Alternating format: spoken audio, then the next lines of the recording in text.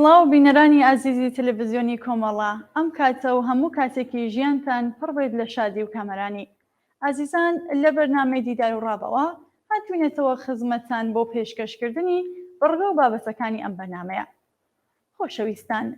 لە ئاڵلقەی ئەم حوتوێ بەرنامەکەماندا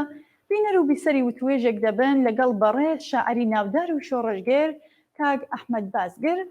سەبارەت بە دۆر و نەخشی بزوتنەوە کۆمەڵایەتیەکان لەسەر هۆنەر و ئەدەبیات و بە پێشەوانەوە بەتایبەت لەم قۆناغی ئێستادا. لەگەڵمان بن بۆ بینینی ئەم دیدارە.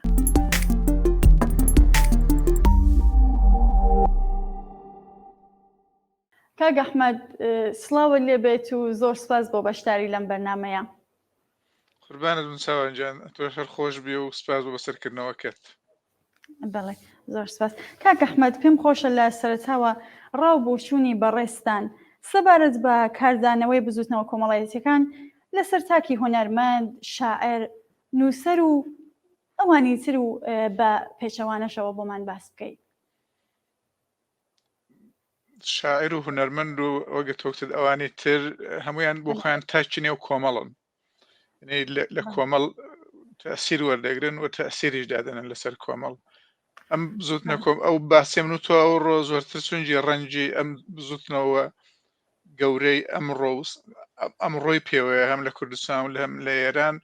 زۆرتر مەبەستمان هەردووکمان پێمان وایە ئەو تەسیری ئەم بزوتنەوەی دوایە لەسەر شاعیر و هونەرمەند چ بووە، شاید ژێر دەمەزومان هونەرمەندی بکە لە کوردستان فعالیت دەکەن. ئەم شۆڕشە بە ئەندازی کافی ماتریالی داوە بەدەست، هەر کەسێکی دڵی بە ئەندازی دەرزیەک لێدەدا بۆ دواڕۆژێکی جوانتر بۆ ئینسان، بۆ منداڵ، بۆ ژن. بۆیە هونەرمەندان زا بە شاعیر و نووسەر و پەیکەرتاش و موزیسیەن و گۆرانی بێژ و هەمووانەوە بگرێت دەخڕۆشێنەوانیش لە دەروونەوە دەجۆشێن و لەم ماتریالە عەزیمە، لەو بزوتنەوە عەزیم و گەورەیەدا کە ژنان و کچان بە تایبەت لە مەیداندا سنجیان بە گولەوەیە، بەڵام ناکشێنەوە لە مقابل ئەم دڕندەیە جمهوری ئیسلامیدا. ئەمە بۆ هەمووانمان ئیفتخارێک و عشقێک دروست دەکات کە تەسیرەکەشیەوە بە لەو فاسیلەکەمەدا مەجموعەیەکی یەکجار سرود و گۆرانی و شیعار و موزیک و ئەوانە دروست بوون کە ئێستا ئەمە نیوەیمان نەدیوە، شاید بەشێکی زۆر کەم بەگوێ هەمانمان گەیشت بێت، بەڵام بە ئەندازێکی یەکجار زۆر تەسیری بۆ لەسەر هونەرمەند و هونەرمەندانەش کە قسەیەکیان بۆ کردن هەیە، پەیوەندن بەم بزوتنەوەیەوە، دڵیان لێدەدا لەگەڵ ئەم بزوتنەوە، ئەوانیش تەسیر دادەنیان لەسەر بزوتنەوەکە. کاک ئەحمەد، هەر وەکو ئاگادارن مانگێک زیاترە لە مەرگی ناخەژێنی ژینا ئەمینی ئەگوزارێت. بزوتنەوەیەکی سەرتاسەری لە ئاستی کوردستان و ئێران و حەتا دنیاشدا کەوتووەتە ڕێ و کۆمەڵگای هەژاندووە. کاریگەری لەسەر هۆنەر و ئەدەبیات چۆن بووە؟ دەکرێ بڵین قۆناغێکی نوێ دەستی پێکردووە؟ نەکرد لە بڵێن قۆناغێکی نوێ. ئەم دەورەیە، ئەم مانگ و یەک هەفتەی ئاخری کە ئێمە دەبینین هەم لە کوردستان هەم لە ئێران لەگەڵ هەموو دەورەکانی حیاتی جێنی جمهوری ئیسلامی فەرقی هەیە. ئەنی هیچ وەخت بزوتنەوەیەک بەو عەزەمەتە، بەو بوێریە و بەو ڕادیکاڵیە لە عەلەیهی جمهوری ئیسلامی دروست نەبووە. ئێستا شاعرەکان لە هەموو ئێران لا بردنی حکوومەتی جمهوری ئیسلامی خەڵک لە ئیسلاحات وەڕەز بووە و تێر بووە. و نکتەیەکی کە زۆریش مهمە لێرەکاندا، خەڵکی ئێران هیچ وەخت ئاوا بە پیر خەڵکی کوردستانەوە نەهاتووە بۆ بزوتنەوەکەی.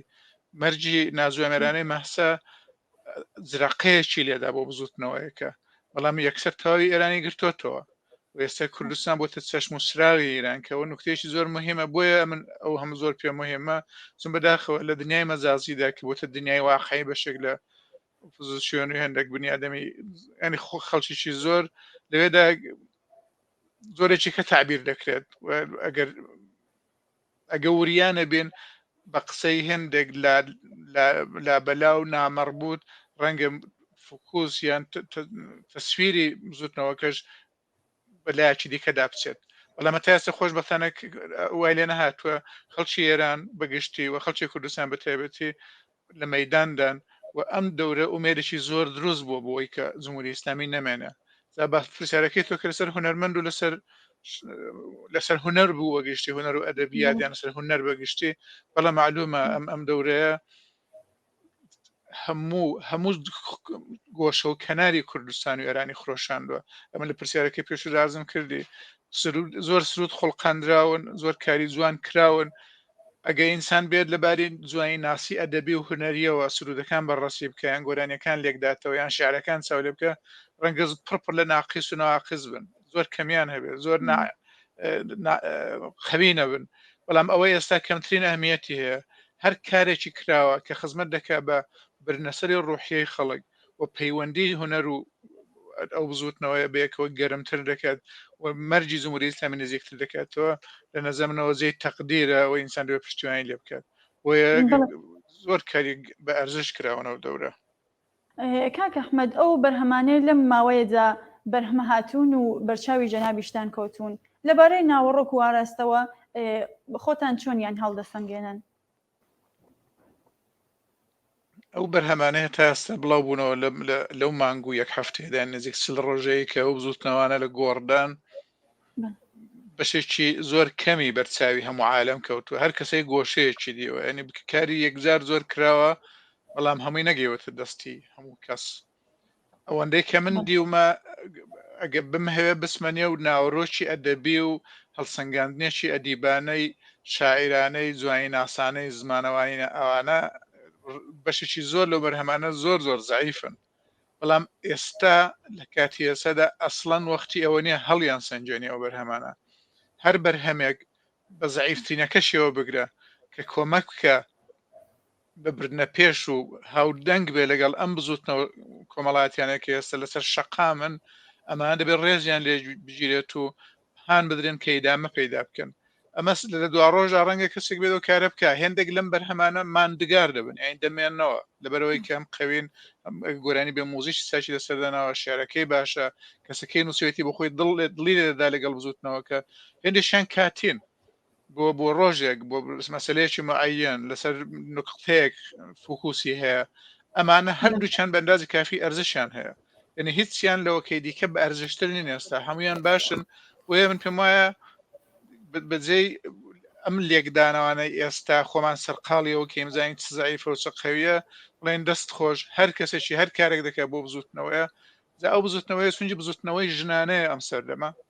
بزوتنەوەی ژنانە بەو معنایە کە لە نەزەر منەوە ڕادیکالترینەوەی بزوتنەوەیە لەم دەورەیەدا خەڵکیی زۆر دەڵن شۆڕشی ئەم سەردەمە انقلابی ئەم جارە انقلابێکی ژنانە دەبێت ئەمن کاملە لەگەڵەوە ڕێکم یعنی پێم وایە ڕاستەوە قسە و ئەوە ئومێدێک دەدا بە هیچ وەخت لە جامعەی ئێران و کوردستاندا لە تولی ئەو چل ساڵدا وەک ئێستا خەڵک بوێرانە نەترسانە و ڕادیکاڵ دوور لە مەزهب دوور لە خۆرافات دوور لە ترس دوور لە هەموو شتێکی کە ئینسان بەرەو دوای دەباتەوە خەریکن کۆمەلگابێت بەرەو پێشەوە دەبن لەو سل ڕۆژەدا بەنزێن بەقەت سل ساڵ کاری هونەری ئەدەبی سرود کراوە لە کۆمەلگادا کە من بۆ هەمووان ڕێزم هەیە کاک ئەحمەد بۆ خۆشتان هەڵوێستان بووە و شعرتان گوتووە پێم خۆشە لەم بەشە لە دیدارەکەماندا چەند نمونەیەک لەو شعرانە یا بەرهەمانی ترتان بۆ بینەرانمان دیکلەمە بکەن من یەک شعر کە وەختی خۆی پێما لەم تەلەڤیزیۆنەوەش خوێندومە تۆ بڵاویش بۆ تۆ زارێکی دیکە سۆزێک بۆ سنەی سوورە ئەمە شەریکی ساڵی 2010 لە سنە تانکێڕێکی نەوت سووتە ئەم تانکەر عالەمێکی زۆری تێدا برد و ئەو وەختی ببنە جمهوری ئیسلامی چەند ناجوان میێرانە حتا بە خانەوادەی ئەم کەسانە و بەم قەزیە لەگەڵم قەزیە هەڵسو کەوتێ کرد ئەم سۆزە بۆ سنە بوو کە سنە بۆ من ئەوەندەی ئەو 50 ساڵی ئەخیر کرد لەو خەباتەدا بەشدارم هەمیشە شارێک بۆ لە خوڵایی دڵمدا خۆشمیستەوە سۆزی هەیە لە دەردا ئەمە ناو شارەت بۆ دەخوێنمەوە دوای شعرێکی دیکەشە هەویشتە بۆ دەخوێنمەوە بەڵێ دەستان خۆش بفەرمە سۆزێک بۆ سنەی سوور ئەی سنەی سەربەرز و سوورم ئەی دڵم کورسانەکەم ئەی بەیەک زێ دەنجی ژین و برک و ئێش و ژانەکەم ئەی بەبێتۆ ڕۆژ هەڵاتم ڕەش شەوێکی بێچراس ئەی بە تۆوە ئاوەدانە چۆڵترین کۆڵانەکەم ئەی هەناسەی فێنچی ڕەوتی ڕوو لە پێشی سەردەمم ئەی ورەی پڕپڕ لە هیوای ڕەوڕەوەی جوڵانەکەم ئەی بەهشتی نواڵی ئاویەر ئەی گلێنەی کوچکە ڕەش ئەی تروسکە و ئەی تریفەی چاوی کوردستانەکەم ناحەزانت چنگ و سڕنوشتیان لەسەر جەستەت جەمە سەختی ناڕووشەی بە هاسان شارە خۆش و جوانەکەم وا لە دوورۆ هەڵدەهێنجم هێز لە تۆ بۆیە دەڵێم من لە تەکتام دڵ لە تەکتە ئەی سنە تاقانەکەم ئەم شێعرە بۆ سنە بۆیە جاریشکە پێم خۆشی بیخوێنمەوە چون ئێستا سنە دیسانی وەک هەمیشە لە پێشەوەی و خەباتەوە لەوێ خەڵک لە مەداندان و ژنان و کسان بە تایبەت هەر لە حەزە حماسە دەخۆڵقێنن و هەمیشە فرمێشی خۆشی و غرور و شادی لە چای مندا دروست دەکا وەختێک ئەو سەحنە عەزیمانە دەبینم لێ پێشکەشیان بەم شارە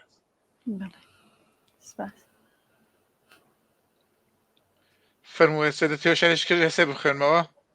وڵا ئەگەر پێتان خۆش بوو ئێستا شارێکی تریشمان لە ڕابطە لەگەڵ شتێکی تریا باشە بە چاوانەوە شارێکە بنێوی شێرێکە بنێوی مانجی کوردستانی ژن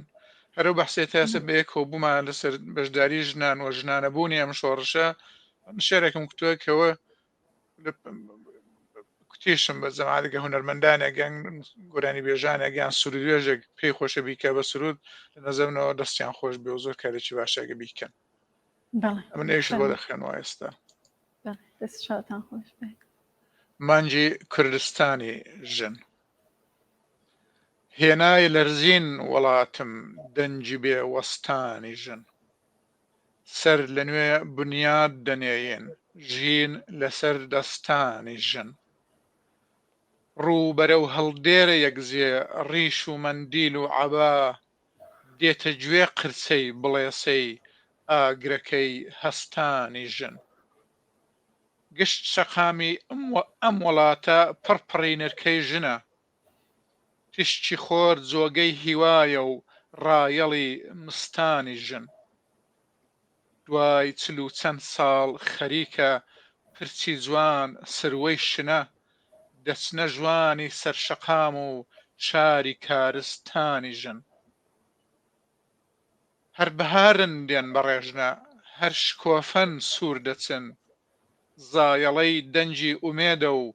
بار دەکا زستانی ژن هیچ بژارێک چاری ناکە بەرهەمی ئەم جارەمان هیچ بژارێک چاری ناکە بەرهەمی ئەم جارەمان سەوز و بژوێن و بەعەترە شەتڵی نێو بێستانی ژن ئەم کچەم ژینا بەمەرجی ژینی خستە سەرزەوی ئەم کچەم ژینا بەمەرجی ژینی خستە سەرزەوی دەک بەخێر بێی 100,000 جار مانجی کوردستانی ژن زۆر سواس بۆ دەنگی زڵامتان کاک ئەحمەد با بڕۆینەوە سەر پرسیارەکانمان هاوڕێ ئەحمەد پەیوەندی بەرهەمێکی هونەری و ئەدەبی لەگەڵ سیاسەتدا چۆن پێناسە دەکەن پێتان وایە نابێ هونەر و ئەدەبیات هەڵگری باگراوەندی سیاسی بێت سڵانە من خودی فۆرمەنی پرسیارەکە بڕێک مشکلم هەیە بۆیە تەوزەهێت بۆ دەمەزورەکە سیاست ئەگەر بەو معنایە تێکۆشانی مەزموعەیەک ئینسانی وەک تۆی جوان کە لەوێ دانیشتوی و حیزبێکی کە تێدا فعالیت دەکەی و عالمێکی دیکە خەریکن شەوڕۆژ تێدەکۆشن بۆ دواڕۆیەکی جوانتر بۆ ئینسان بۆ کورد بۆ ژن بۆ منداڵ ئەوە سیاست بێت هونەر لەگەڵ سیاست مطلقاً فەرقی نییە بەڵام گە سیاست ئەو جەمع ئەو پێشوە عەرزم کردی لە دنیای مەجازیدا جەماعەتێک کردویان هە چەقەخانەی مزگەوت دەم نازانم تۆ زانیت چەقەخانەی مزگەوت چییە چەقەخانەی مزگەوت دیوێک بودیان دەنا خەڵکی نوێژنەکرد و بێکار لەسندا دەنیشتن هەرکەس هەر دەیە سوخەنی و کەسی چیت قسەیەکینەوە بەڵام هەموویان قسەیان هەبوو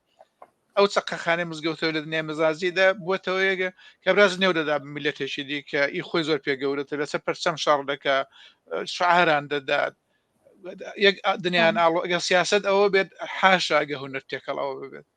بۆیە هونەر و سیاست بە یەکەوەچم بنیادەمی هونەرمەند ئەگەر شۆڕش جیار نەبێ بە نظری من بە تاقیتن هونەرمەند بێت دەتوانێت بۆ کتێبخانەی ئەدەبی هونەر ئەدەبیات کارێک کە دوو کتێب بنووسێت ببێتە خاترەیەک بۆ ئەو کتێبخانە بەڵام لەسەر تاریخەکە لەسەر مێژوەکە هیچ تەسیرێکی نییە هونەرمەندیان شاعیرێکیان موزیسیێنەگەیان گۆرانی بێژێکی لەو چەشنەی کە شۆڕژگێڕ نییە کە لەگەڵ ئەم زوتنەوە دڵی لێنادا وە لە نظر منەوە شاعیر و هونەرمەند و ئەسم بەگشتی دنیای هونەر ناکرێت لە دنیای سیاست جیابێ بەڵام معنایەکەی ئەوەی نییە کۆپی یەکتر بن یعنی ئەوەی سیاست دێڵێ ئەویش ئەوە بجێڕێتەوە دەتوانێت تەرجەمەی ئینسانی خۆی لەم دنیا وحشێکی ئێستا ئێمە تێدا دەژین ئەم تەرجمە ئینسانی خۆی بکا بە وشە بیکە بە موزیک بیکە بە پەیکەرە تەحویلی جامعیدا لە فۆرمێکی هونەریدا کە ئینسانی یان خۆشبەختتر بکات یان دڵی خۆشتر کە ئەمڕۆ یان ئەویش بەردێک لەسەر بەردێکدانە هەر لەو ڕێگەیەدا کە ئەم سیاستەی کە عرزم کردی ئەو دنیا بۆ ئینسان بخڵقێنە دوا ڕۆژ بڵێ کاک ئەحمەد خۆتان زیاتر بە لە بواری ئەدەبیاتە زیاتر گرنگیتان بە کەم ژانری ئەدەبی داوە تا ئێستا ئەلبەتە ئەو پرسیارەکەم تۆزی دراماتیکە تا ئێستا چەند بەرهەمی هونەریتان بڵاو کردوێتەوە بەحسی داهاتووشمان بۆ بکەن بۆ داهاتوو لە ماوەیەکیتان بەدەستەوەیە زۆر وەخت دەوێتیانم بێ میوانی تۆمیان تو بێ وێرەکان دابنیشن بۆ بەرهەمی هونەری من هەتا دەورەیەکی زۆر وەسواسم و لە چاپی بەرهەمەکانم لەبەرەوەی نەمدەویست کاری بکەم کە پەشیمان بمەوە لێ بەڵام لە 2011 من لە هاتمەوە لە باشوور هاوکاری خۆشەویست و عزیزم ئەنوەر حوسێن بازگرد بەشێکی کەم لە بەرهەمەکەم چاپ کرا بە نێوی چۆن بۆت بدوێم ئەوە چاپ بوو بەڵێ دواترەکەی پێی چوو دەمەویست هەموو بە هەموو شعرەکەم چاپ بکەم کە دیارە من مشکلاتی ماڵی و دەردەسەری دیکە و کار و سوزان ژیان بەگشتی ئەوە مانەعکی گەورەوە بۆی کەم بتوانم ئەم کارە بکەم 2 ساڵەوە پێش من بیستم بۆ خۆ بخۆم نەم دەزانانی ئەو کاری کرد ئەنوەر جارێکی دیکە سەررجەی بەرهەمەکانی چاپ کرد بوو پێشتر نربووم بۆ چاپکردن بەڵام وەختی ڕاگیرا بە دەلیلێک کە دیمەوە بەشان بەداخەوە هەردوو بەرهەمەکانم کرد چابوون لەو بینیدا هێندە چەند هەڵەتێدا هەڵەیە کە من پێم خۆشە تا زیندوم بۆ خۆم ڕاستیان کەمەوە کە حەدیاقەل بزان چۆن بوونەوەە ئەمن جارێکی دیکە ئەو هەڵانم ڕاستکردنەوە ئەو بەرهەمێکی دیوانێکم چاپ کرد هەر بنێوی گۆمەشی بنێ مەیلی بێستان ئەوەی ئەنوەر چاپێکردنەوەی گۆمەشینە ینی بەرهەمی دوای چۆن بدوێم گۆمەشین و دوایە من ببنێ مەیلی بێستان چاپم کردێتەوە 2 هەفتەیە لەژێر چاپاتۆتە دەرێ ئەدی ئەمان لەژێر چاودێری خۆمدا بووە و ئاگام لێ بۆ زۆر هاتوچێ پێکراوە لە بینی خۆم و ئەو کەسێنەکە کتێبخانەی سلون و کتێب چاپی کردووە کە دواترەوان بۆ خۆیان معرفی دەکەن کە چۆن بڵاو دەبێتەوە چۆن دەبێت بەڵام لەوایان ڕازیم یعنی ئەگەر هەڵەیەشی تەبێ خەتاکەی خۆمە ئێستایی دە سفرە ئەوە وەکی کارێکە لە بۆ داهاتووشم منگات ئەو شتانی کە دایان نووسمدان دایان خوێنمەوەیان دەخڵقێن حتمما کۆیان دەکەم و عمرمە باقی بێت ئەوان چاپ دەکەم لە وەختێکدا بەڵام یەک بەرهەمی دیکەشم کە لێرەکانە من چاپ کرد ئەم ساڵی 2019 دەنجی گەلی کوردستان لە ڕێی هەر ئاوا دیجیتالەوە 6 بەرنامەیان لەسەر ژیانی ئەدەبی من بڵاو کردەوە هەر لەوێ لای کوردستانی باشوور ئەم بەرنامانەیەکی لە خۆشەویستانم لە برلین پیادەی کردبوو بۆم دای بەزان لەسەر ساوانم خلاصەیە کردوێتەوە بنێوی ئاوردانەوەیەک لەسەر دنیای ئەدەبی بنێوی ئافراندن ئەویش هەر چاپ بووە کەویش بۆ خۆی کەسێک علاقی هەیە بزانە من چم کردو و چۆن بۆ ژیانی ئەدەبیم لەوێدا بە شێوەیەکی نسبەتەن باش تەرسیم بووە کە من چم کردووە ئەوەوە داهاتنۆش من سەردەمێکی پێشەوە تەلەڤیزیۆن هەبێت نووسری رادیۆ کۆمەڵە بووم و ڕادەنجی شۆڕە شێران و